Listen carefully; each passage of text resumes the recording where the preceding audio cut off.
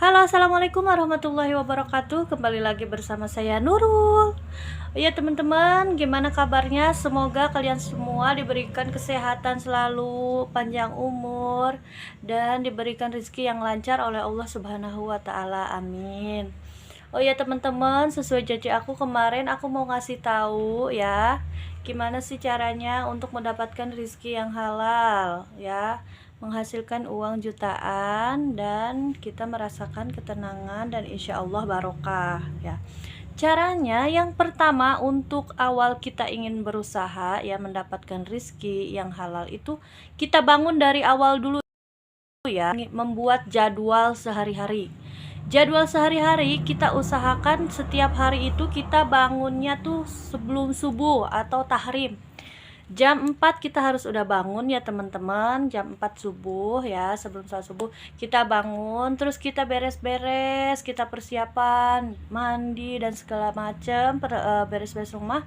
Kemudian kita sholat subuh, jangan pernah tertinggal. Setelah sholat subuh kita harus membaca Al-Quran dan juga zikir ya. Zikirannya kan sudah aku kasih tahu ya di PT-PT sebelumnya kan. Terus setelah sholat subuh dan baca Quran juga zikir, kita kembali lagi ke aktivitas kita ya. Kalau sebagai ibu rumah tangga ya kita beres-beres, ngurusin anak, menyiapkan sarapan dan lain-lain. Kalau remaja, ayolah kalian bantu ibu kalian ya, orang tua kalian. Kalau laki-laki sama saja, bantu istri ya di rumah sebelum kita berangkat beraktivitas. Kemudian setelah kita beres semuanya, kita berangkat beraktivitas, yang jualan, yang kerja ya. Kalau saya pribadi ya memberitahu kepada kalian, ayolah kita ikuti anjuran-anjuran Rasul. Apa itu? Berdagang. Rasulullah Shallallahu Alaihi Wasallam pernah berkata, 90% rizki seorang itu adanya dari berdagang. Jadi kebanyakan orang itu insya Allah akan sukses dari hasil kita berdagang teman-teman. Ayo kita usaha jualan, apa saja yang penting halal. Nah, jualannya jangan pernah kita berpikir di sana ada yang jualan yang sama, misalkan ya seperti kita jualan sembako atau apapun itu, terus kita berpikir di sana juga udah ada. Jangan pernah kita beralasan untuk membuka usaha, udah banyak usaha itu, cari usaha yang lain atau seperti apapun. Jangan pernah kita berpikir seperti itu. Dalam aktivitas kita sehari-hari, jangan lupa kita harus perbanyak bersolawat ya. Yakinlah, kita yakin sekali kalau apapun itu yang kita inginkan, insya Allah akan mengabulkannya dengan kita berbanyak bersolawat. Nah, usaha apa sih Kak yang membuat hasil jutaan itu? Nah, kalau yang aku sarankan ya untuk saat ini itu berjenis pakan. Karena apa? Semuanya membutuhkan pakan gitu.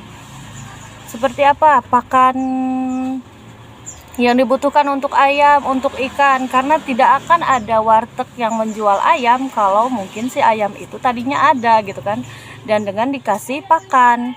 Terus ikan juga sama, apalagi vitaminnya. Dan yang terus booming tanpa pernah henti yaitu tentang perkicauan.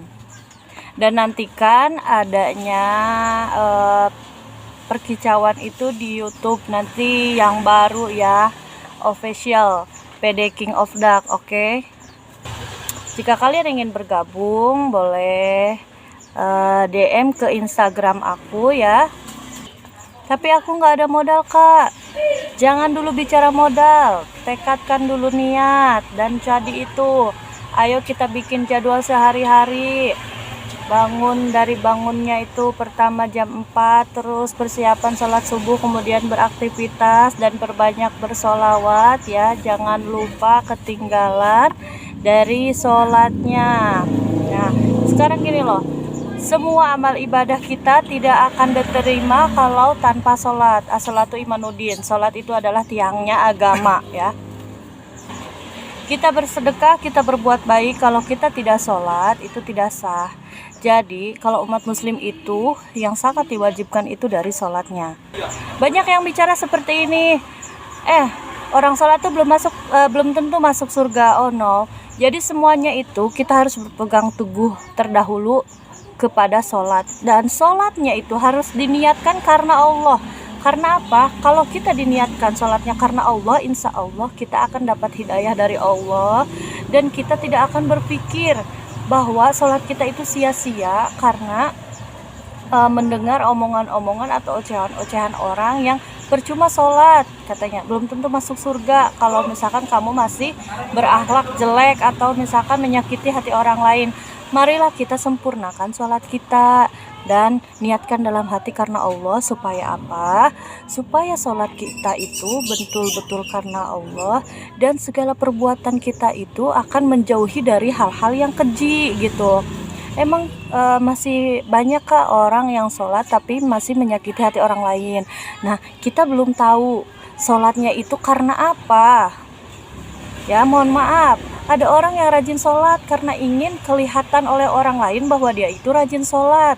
Berarti bukan karena Allah kan?